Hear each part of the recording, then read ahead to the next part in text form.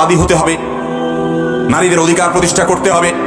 তারা আমাদেরকে সবক শোনায় যে পৃথিবীতে মানুষকে মত প্রকাশের স্বাধীনতা দিতে হবে। আমরাও মনে করি এই মানুষগুলো কত সভ্য, কত ভদ্র, কত শিক্ষিত, কত উন্নত, কত অগ্রগতি তাদের হয়েছে, তারা প্রগতির চরম শিখরে পৌঁছে গেছে। এদের ভেতরকার কদাকার যে অবস্থা আছে সেটা বেশিরভাগ মুসলমান আমরা দেখি না, যার কারণে আমরা বিভ্রান্তিতে পড়ে যাই। কিয়ামতের আগে অনেক বিভ্রান্তির ভিতরে এটা একটা বিভ্রান্তি যে মুসলমান অমুসলমানের অনেক চাকচিক্য বাহ্যিক চাকচিক্য দেখে সে দিশেহারা হবে, ফিতনার মধ্যে পতিত হয়ে, ধোঁয়াশা এবং বিভ্রান্তের মধ্যে পতিত হয়ে সে নিজের মধ্যে নিজে সন্দেহের মধ্যে পড়বে যে এই যুগে মুসলমানদের চাইতে অমুসলমানরা ভালো। এরকম ফিতনার মধ্যে অনেক মুসলমান পড়ে কি পড়ে না, কারণ হলো ওদের তাদের বাহ্যিক চাকচিক্য, ভেতরের যে পচা দিকটা আছে, দুর্গন্ধময় দিকটা আছে, সেটা প্রকাশিত হয় না।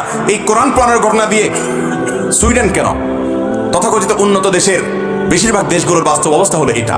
সে সমস্ত দেশে মত প্রকাশের স্বাধীনতার নামে মুহাম্মদ সাল্লাল্লাহু আলাইহি সাল্লামকে গালি দিলে প্রোটেকশন দেওয়া হয়, কিন্তু একজন মানুষ নিজের নাগরিক অধিকার, সাংবিধানিক অধিকার অনুযায়ী ইসলাম পালন করতে গেলে সেখানে বাধা দেওয়া হয়।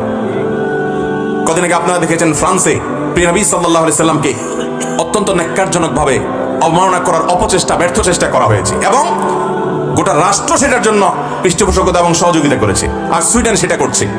ভাইরা আমার, এই সমস্ত সভ্যতার ভেগধারী অসভ্য, সভ্যতার ভেগধারী ভণ্ড এবং মুনাফিক কপট, যাদের উপরে অনেক চাকচিক্য দেখতে পাই আমরা, তাদের ভেতরে কুফুরির নর্দমা এবং দুর্গন্ধ, এই সমস্ত মানুষগুলোর আসল রূপ মাঝে মধ্যে ফুটে ওঠে। আমি আল্লাহর শুকর আদায় করি, আমি মুসলমান। ইসলামের চাইতে উন্নত, ইসলামের চাইতে আপনার যৌক্তিক, ইসলামের চাইতে সুন্দর কোন পথ আল্লাহর জমিনে আরেকটি হতে পারে? তার প্রমাণ কোন মুসলমান ব্যক্তিগতভাবে, মুসলমানদের মধ্যে ভালো মন্দ আছে।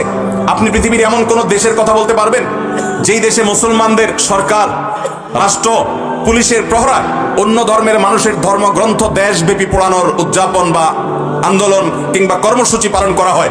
মানব ইতিহাসে এমন কোন ঘটনা কেউ দেখাতে পারবে? মুসলমানরা সবচেয়ে বেশি শান্তিকামী। মুসলমানরা জানে আল্লাহর পক্ষ থেকে মনোনীত দিন একমাত্র ইসলাম। তারপরও অন্যান্য ধর্মের মানুষের ধর্মীয় স্বাধীনতা, এটাতে কখনো মুসলমানরা হস্তক্ষেপ করে না। কোরআনও মুসলমানদেরকে সেটা করতে বলেনি।